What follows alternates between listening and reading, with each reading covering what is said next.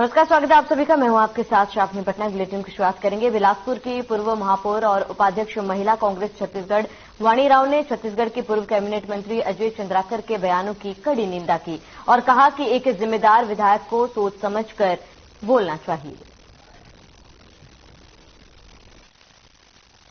गलत क्या बोला, सही क्या बोला? वो तो किसानों के खिलाफ इस तरह की बात करना कभी हमको नहीं सोचते कि इस देश में किसी भी व्यक्ति ने किसी पार्टी के भी किसानों को तस्कर की श्रेणी में रखा। इससे बड़ा अपमान क्या हो सकता है? भारत सिर्फ छत्तीसगढ़ नहीं, पूरा भारत ही कृषि प्रधान देश है, जिसमें कृषकों का सम्मान शास्त्री जी के समय से अगर नारा जय जवान का दिए तो जय किसान का दिए। बहुत गलत टिप्पणी है, इसकी निंदा कर। खबर रायपुर से, जहां मुख्यमंत्री भूपेश बघेल 13 अप्रैल को जगदलपुर में आयोजित भरोसे के सम्मेलन में मुख्यमंत्री आदिवासी पर्व सम्मान निधि योजना का शुभारंभ करेंगे और इस योजना के तहत आदिवासी पर्व और त्योहारों के गरिमामय आयोजन के लिए राज्य शासन की ओर से ग्राम पंचायतों का अनुदान किया जाएगा। योजना के शुभारंभ के अवसर पर मुख्यमंत्री बघेल बस्तर संभाग की 1840 ग्राम पंचायतों को प्रथम किस्त के रूप में 5-5 हजार रुपए की राशि जारी करेंगे। मुख्यमंत्री आदिवासी पर्व सम्मान निधि योजना के तहत अनुसूचित क्षेत्र के ग्रामों में जनजातियों के उत्सवों त्योहारों के मेले, मड़ई जात्रा पर्व, सरना पूजा, देवगुड़ी, नवाखाई, छेरछेरा, उक्ति, हरेली आदि उत्सवों त्योहारों संस्कृति को संरक्षित करने के उद्देश्य से प्रत्येक ग्राम पंचायत को प्रति वर्ष 10,000 रुपए की अनुदान राशि किस्तों में जारी की जाएगी। मुख्यमंत्री बघेल ने 26 जनवरी को गणतंत्र दिवस के अवसर पर आदिवासी समाज की संस्कृति और पर्वों की परंपरा के संरक्षण के लिए मुख्यमंत्री आदिवासी पर्व सम्मान निधि योजना की घोषणा की थी। वित्तीय वर्ष 2023-24 के बजट में इस योजना के लिए 5 करोड़ रुपए का प्रावधान किया गया। यह योजना छत्तीसगढ़ के समस्त अनुसूचित क्षेत्र में लागू होगी।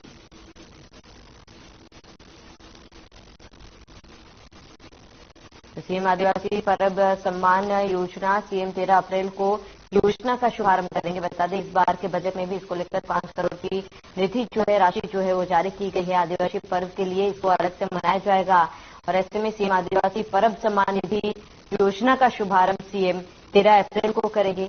और आपको बता दें कि इससे आदिवासी पर्व के लिए भी अनुदान राशि दिया जाएगा। खबर बिलासपुर से है, जहां डॉक्टर श्रीधर मिश्रा उर्फ चतुरू बाबू के जन्म शताब्दी वर्ष पर स्मारिका विमोचन समारोह में छत्तीसगढ़ विधानसभा अध्यक्ष चरणदास महंत शामिल हुए। इस दौरान चरणदास महंत ने कहा है कि संयुक्त मध्य प्रदेश में बिलासपुर के पहले विधायक स्वास्थ्य मंत्री श्रीधर मिश्रा के पिता स्वर्गीय शिवदुलारे मिश्रा के मेरे पिताजी से स्नेह संबंध रहा। मुल्क की राजनीति करने वाले डॉक्टर श्रीधर मिश्रा ने अपने जीवन काल में उच्च स्तरीय मानकों को स्थापित किया। आपको बता दें, समारोह में कोरबा विधायक कैबिनेट मंत्री जयसिंह अग्रवाल, पूर्व मंत्री अमितेश शुक्ला, विधायक बिलासपुर शैलेश पांडे, मेयर बिलासपुर रामशरण यादव शामिल हुए। मैं अभी लोगों को बनाकर उनको भेजूंगा और उससे रिक्वेस्ट करूंगा कि ये काम होना ही चाहिए। जो यहाँ से प्रस्ताव आया है तो प्रस्ताव बनाते हैं। यहाँ जो 375 वाला हॉस्पिटल बन रहा है मंत्री उसको डॉक्टर श्रीधर मिश्रा जी के नाम से दिया जाए। यहाँ के जनमानस की आवाज है, उसको मैं माननीय मुख्यमंत्री भूपेश बघेल तक पहुंचाऊंगा। हम जितने भी जवाबदार हैं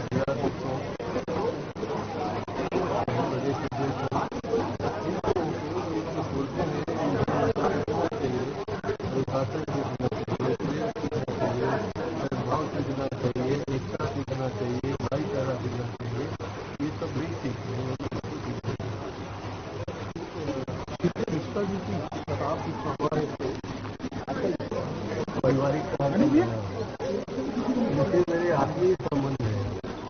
जब आत्मा से मिलती है ना, तब वो भावना आपसी आ पाए। ये कोई राजनीतिक व्यक्ति यहाँ नहीं आया है, कोई अध्यक्ष यहाँ नहीं आया है। यहाँ वो व्यक्ति आया है जिसके पिताजी को उनके पिताजी के पिताजी हमारा परिवार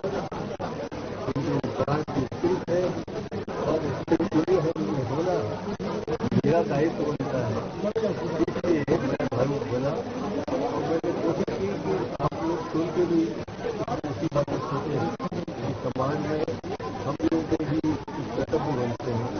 ऐसे व्यक्ति जिन्होंने समाज को दिया, देश को दिया, छत्तीसगढ़ को दिया, उनकी रेपुट करते कुछ बात जिसका रिपोर्ट आपका साथ को याद करने के लिए कुछ आपको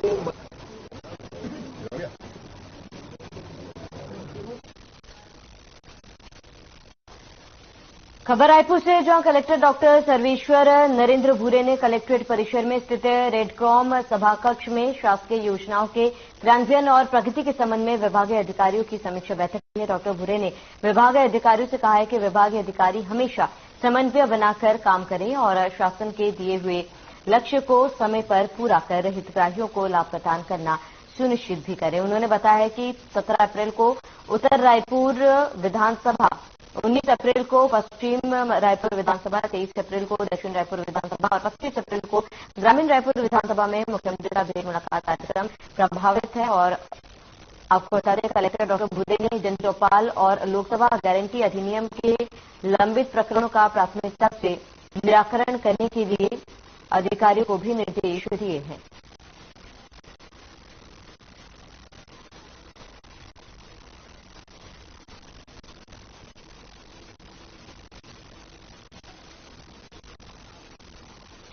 खबर कोरबा से, जहां पर सड़क सुरक्षा समिति की बैठक में कलेक्टर संजीव कुमार चौहान ने जिले की सड़कों में होने वाली दुर्घटनाओं को लेकर सख्त नाराजगी व्यक्त की। उन्होंने सड़कों पर आए दिन होने वाले हादसों को रोकने के लिए हर संभव कदम उठाने के निर्देश परिवहन और यातायात पुलिस विभाग को दिए हैं।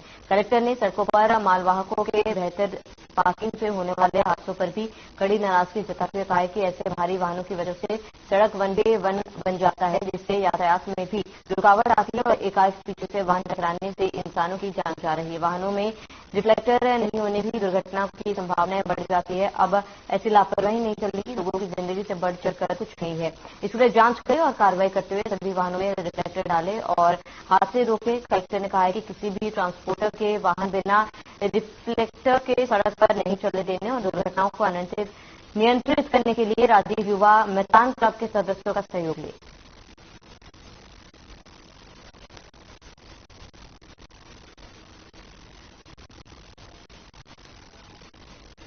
बेमेतरा जिले के बिरनपुर हिंसा मामले को लेकर मुख्यमंत्री भूपेश बघेल का बयान सामने आया है। उन्होंने कहा है कि वह घटना दुर्भाग्यजनक है। 2 बच्चों के बीच झगड़ा हुआ था, इस प्रकार से वहां कंफ्यूजन हुआ, लोग उत्तेजित हो गए और नौजवानों की मौत हो गई। पथराव हुए, आगजनी हुई, जांच का विषय है। पुलिस प्रशासन वहां की स्थिति को शांति स्थापित करने के लिए पूरे प्रयास में है। वहीं बीजेपी ने इस मामले को मिनी पाकिस्तान करार देने को लेकर मुख्यमंत्री भूपेश बघेल का बयान, कहा कि बीजेपी कुंठित हो चुके हैं और उम्मीद नहीं कर सकते कि वह सही बात कर सके। कभी अफगानिस्तान तालिबान, कभी पाकिस्तान, न जाने क्या क्या बोलते जा रहे हैं। पार्टी हो चुकी है, उनके पास कोई मुद्दा नहीं है। एक घटना घटी जो बेहद दुर्भाग्यजनक है। 2 बच्चों के झगड़े में पता नहीं किस प्रकार से वहाँ कंफ्यूजन हुआ कि लोग उत्तेजित हो गए और एक नौजवान लड़के की मृत्यु हो गई। घटना इतनी थी, पुलिस वहां पहुंच चुकी थी, पुलिस में पकड़ाव हुआ, जो एसआई गया था उसे संसद से छुट्टी आई और कोई कोशिश प्रशासन की ओर से शांति स्थापना करने की रही है। लेकिन पूरे प्रदेश से एक छोटे से गांव में पहुंचकर जिस प्रकार से आगजनी हुई, अब वो तो जांच का विषय है। वो वहाँ आएगी थे, उसके भी बाल बचे। इस वक्त रायपुर से बड़ी जानकारी, बिरनपुर की घटना पर मंत्री रविंद्र चौबे का बयान, 2 बच्चों के बीच की घटना थी, इतना विभत्स स्वरूप दे दिया गया। बीजेपी प्रदेश माहौल को दूषित करने का प्रयास कर रही है, इस गंदी राजनीति की मैं निंदा करता हूं। बिरनपुर घटना पर सीएम से रविंद्र चौबे ने मुलाकात की। साहू समाज के प्रतिनिधिमंडल के साथ मुलाकात हुई। बैठक के बाद बोले मंत्री चौबे, सीएम ने उच्च स्तरीय बैठक की है। पीड़ित परिवार के एक सदस्य को सरकारी नौकरी दी जाएगी। परिवार को 10 लाख की आर्थिक सहायता की भी घोषणा। दुर्ग कमिश्नर करेंगे मामले की प्रशासकीय जांच और 7 दिन के भीतर रिपोर्ट सौंपने के निर्देश। दोषी के खिलाफ कड़ी कार्रवाई की जा रही है।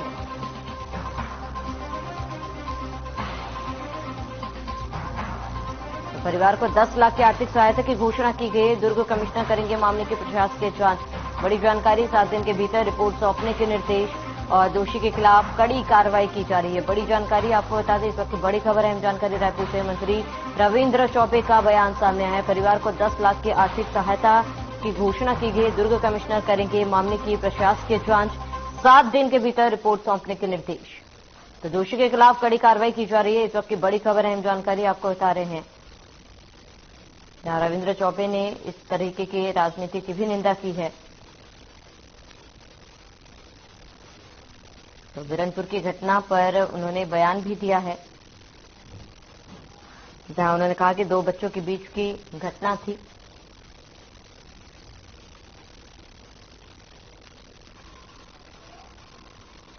एक बहुत हाई लेवल की बैठक हुई है। बिरनपुर में जो घटना घटित हुई है बेहद दुखद है।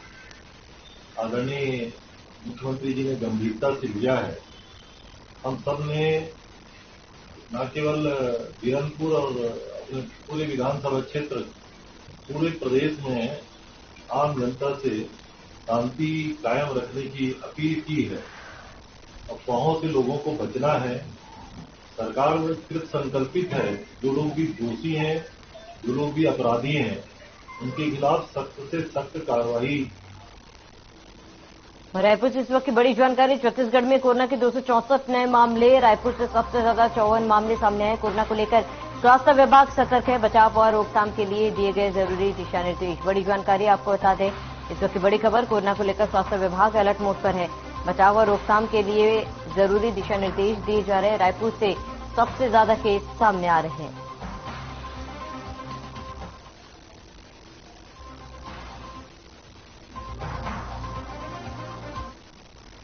तो राजधानी रायपुर के बलवीर सिंह जुनेजा इंडोर स्टेडियम में 108 श्रीमद भगवत कथा ज्ञान यत्र सप्ताह का आयोजन किया गया, जिसमें सीएम भूपेश बघेल ने भी शिरकत की है। इस मौके पर सीएम भूपेश बघेल ने वहां मौजूद लोगों को संबोधित भी किया।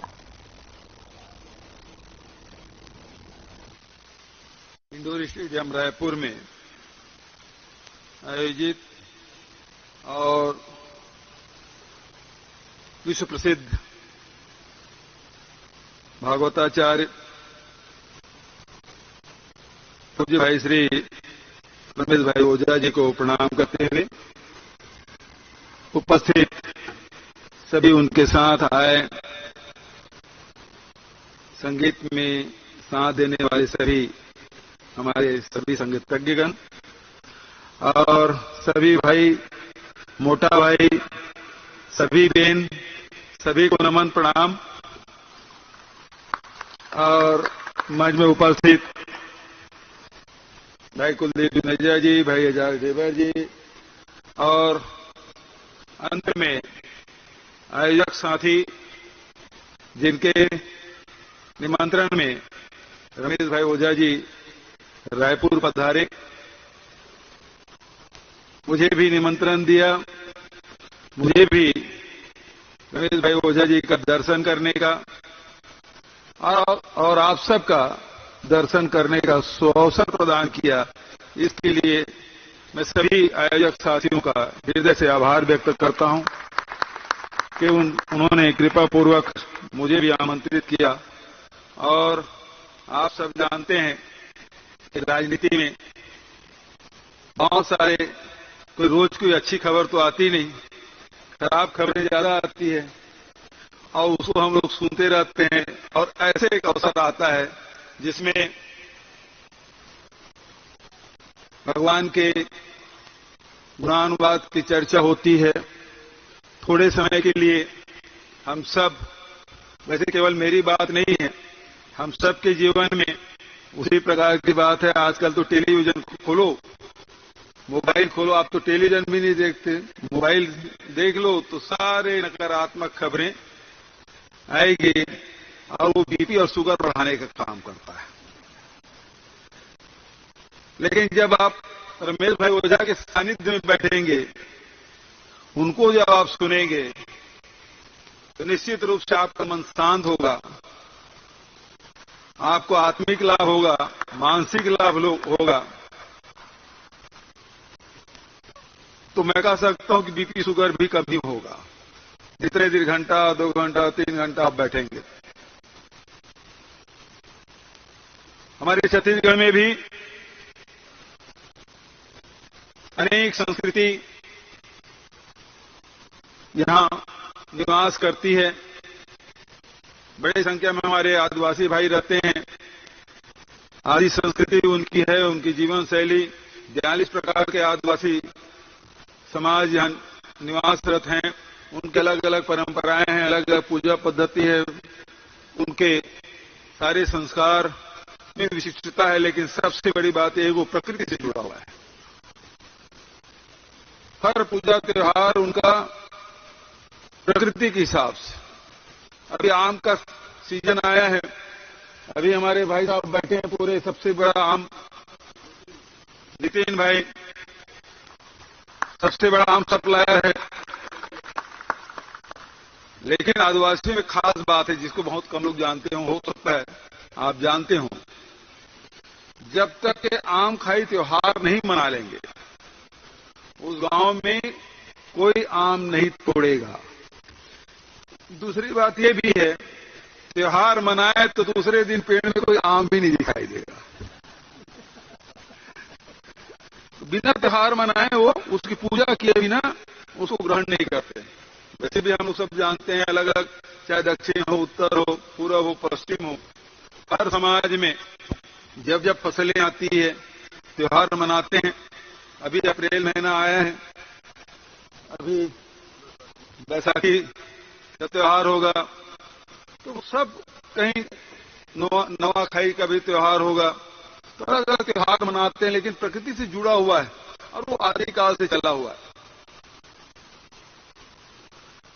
आदरणीय साथियों, छत्तीसगढ़ के बारे में आपसे बात कर रहा था, लेकिन ये भी आप देखेंगे भगवान राम उत्तर से दक्षिण को गए, भगवान कृष्ण उत्तर से पश्चिम दिशा ना, द्वारका पश्चिम पड़ेगा ना, पश्चिम को गए। भगवान शिव आप चारों तरफ आप देखेंगे। लेकिन कोई एक ऐसी स्थान आप बताएं जिसमें भगवान राम और भगवान कृष्ण दोनों गए हों। दूसरी जगह और गए हों तो मुझे स्मरण नहीं या मेरी जानकारी नहीं, लेकिन हमारे छत्तीसगढ़ में आरंग एक ऐसी जगह है जहां भगवान राम भी पधारे और भगवान कृष्ण भी। बहुत सारी मूर्तियां हैं, सैकड़ों साल पुरानी मूर्तियां आप देखेंगे, शिव के भी, राम के भी, कृष्ण के, बहुत सारे वहां मूर्तियां प्राचीन काल। हालांकि रायपुर से आरंग मुश्किल से 20 किलोमीटर, 40 किलोमीटर। इस बात से अनभिज्ञ है, उस हिसाब से उसका प्रचार प्रसार नहीं हुआ। लेकिन हम लोगों ने राम वनगमन पर्यटन परिपथ बनाया और उसके माध्यम से कोरिया जो जिला है, कोरिया देश नहीं, कोरिया जिला से जहां भगवान राम, माता जानकी, लखन लाल जी हमारे छत्तीसगढ़ में वहां जो प्रवेश किए हैं, वहां से लेके श्री नारायण में जहां सबरी माता का भी मंदिर है, प्राचीन मंदिर है। श्री नारायण, सबरी नारायण को तो मंदिर है ही, वहां हमने भव्य भगवान राम की मूर्ति स्थापित की। यहां से केवल 28 किलोमीटर दूर कौशल्या माता का मंदिर, बहुत प्राचीन, मतलब पूरे दुनिया में अकेली मूर्ति होगी माता कौशल्या और राम की, बहुत प्राचीन है। उसका सौंदर्यीकरण किया, वहां भी भगवान राम की मूर्ति की स्थापना हम लोगों ने की। मैं तो ओझा जी से आग्रह करूंगा एक बार जरूर कौशल्या माता के, यहां ज्यादा दूर नहीं है, वहां जरूर पधारें। फिर राजीव लोचन मंदिर राजीव में है, वहां मूर्ति की स्थापना। और आप सब गुजराती भाई हैं, जानते हैं चंपारण में महाप्रभु वल्लभाचार्य के प्रकट स्थल है और सारे गुजराती ट्रेनों में, प्लेनों में, गाड़ियों में, बसों में भर भर के आते हैं। उसको भी हमने राम वनगमन पर्यटन पर्पस से जोड़ा है और भगवान राम के मूर्ति की स्थापना हम लोग वहां भी कर रहे हैं। तो पर्यटन के हिसाब से भी और धार्मिक हिसाब से भी हम लोगों ने प्रयास किया है। भागवत कथा आप सुन रहे हैं। अब भागवत कथा तो सभी को आनंद आता है, लेकिन जब ज्ञान की बात आती है, गीता की बात होती है, तो बहुत हम जैसे लोगों के सर से ऊपर निकल जाता है। बड़े ज्ञानी ध्यानी लोग उसको समझ पाते हैं, लेकिन भागवत कथा में सबको रस आता है। भगवान कृष्ण के बाल लीला श्रवण करते हैं, और खासकर माताएं अपने बच्चों को लल्ला कह के पुकारती हैं, कृष्ण कह के पुकारती हैं। तो बच्चों में भगवान कृष्ण को देखती हैं, और इस कारण से उसमें जो रस आनंद है और दूसरे में दिखाई नहीं पड़ता। लेकिन गीता भी पूरे विश्व का सबसे उत्कृष्ट ग्रंथ, सर्वोत्तम ग्रंथ के रूप में हम सब जानते हैं। भगवान कृष्ण ने अर्जुन को जो सुनाया आप सब जानते हैं। और आपके सामने कोई बात कहूं तो सूरज को दीपक दिखाने जैसी बात। और हम लोगों ने हर शहर में, हमारे जंगल तो 44% है छत्तीसगढ़ में, लेकिन अब शहरों में पेड़ पौधों की कमी आ गई, और इसलिए हर नगर निगम में, नगर पालिका में, नगर पंचायतों में जो पुराने वृक्ष हैं, जंगल के वृक्ष हैं, बड़ है, पीपल है, हमारे बहुत प्राचीन जो पेड़ पौधे हैं, आजकल देखने में आता है गमले में विदेशी पौधे आपको मिल। चलिए, इसके साथ इस बुलेटिन में फिलहाल मेरे साथ देश प्रदेश के तमाम बड़ी खबरों के लिए बने रहिए हमारे साथ।